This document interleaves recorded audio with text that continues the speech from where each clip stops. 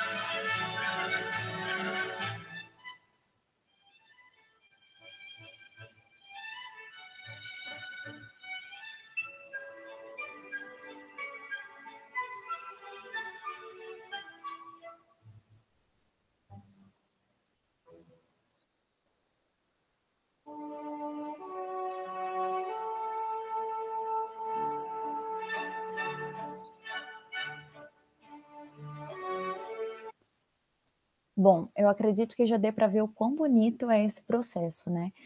E olhando assim de pertinho.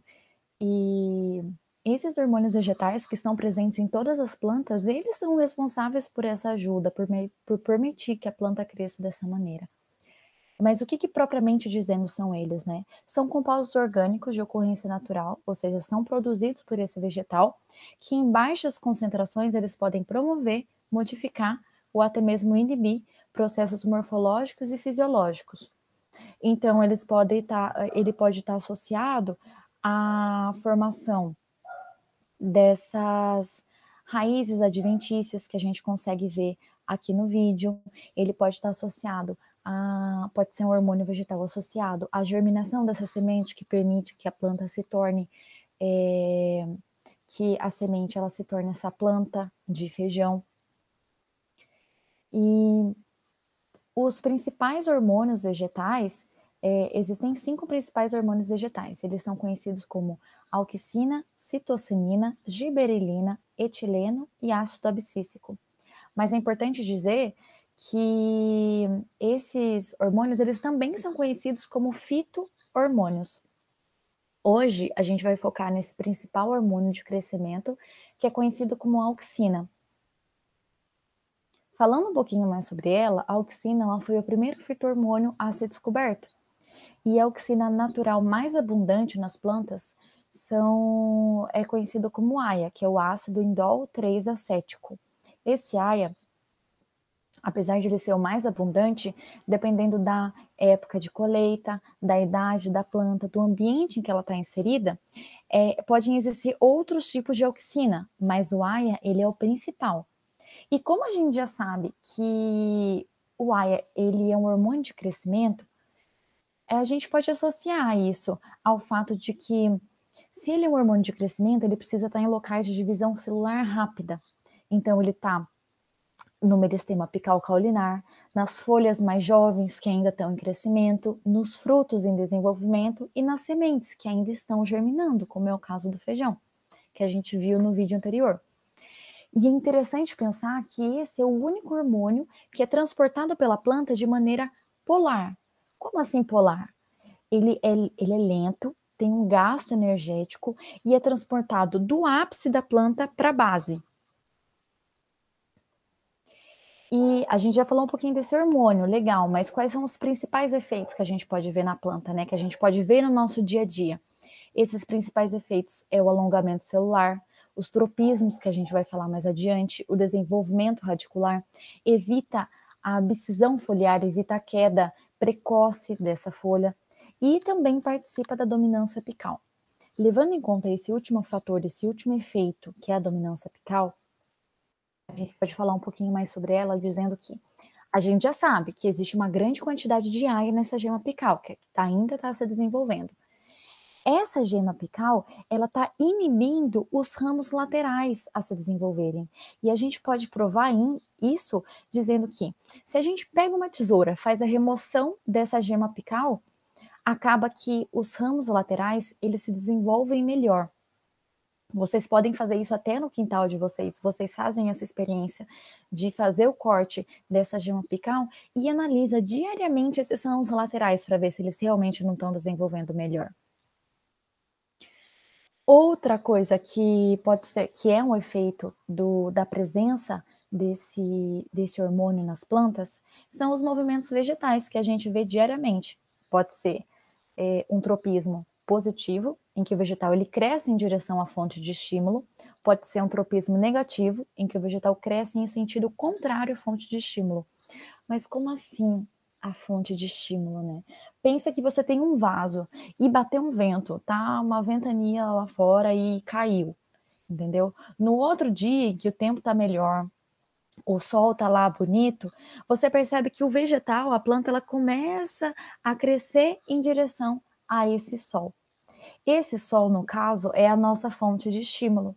Isso é conhecido como fototropismo positivo, então.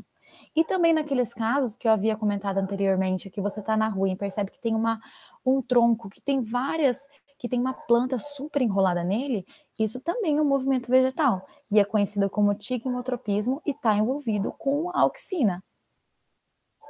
Falando um pouquinho mais sobre o fototropismo, pensa que tem uma planta que ela está em crescimento em direção à luz do sol, como a gente já tinha visto anteriormente que isso acontece. Essa distribuição de auxina, e todos esses pontinhos aqui amarelos na planta são representados por moléculas de auxina. Pensa assim. Percebe-se que essa distribuição uniforme faz com que a planta cresça de maneira igual. Porque se não tivesse uniforme essa concentração e a auxina é um hormônio do crescimento, a planta ia crescer um pouco torta e tudo mais.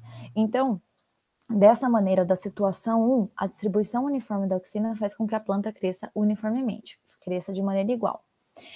Pensando em uma situação hipotética, que uma barreira é colocada sobre essa planta e que só sobra uma frechinha da luz do sol, a planta ela vai crescer em direção a essa luz solar, o que a gente já aprendeu aqui hoje. E isso representa um caso de fototropismo positivo. Mas olhando bem de perto o que está acontecendo nessa primeira experiência, as moléculas de aia, elas estão promovendo o crescimento do caule, das folhas, das raízes, de uma maneira bem igual. Então, ela está bem uniformemente aqui localizada nessa planta. E nessa segunda experiência, em que há a barreira, é importante saber que a auxina, ela não gosta do sol. Então, esse aia, ele vai todo para o lado sombreado. Então, ele vai para o lado contrário do sol. E isso permite que haja esse alongamento exacerbado, esse alongamento celular para o lado contrário. Vou falar de novo. A auxina é responsável pelo desenvolvimento o crescimento do vegetal. Se é um hormônio do crescimento, se ele está totalmente localizado para o lado contrário, vai fazer com que haja um crescimento maior para o outro lado. E a planta, pelo fato de ela já está se voltando para o sol, para essa fonte de estímulo, que nesse caso é o sol, vai fazer com que haja essa inclinação maior.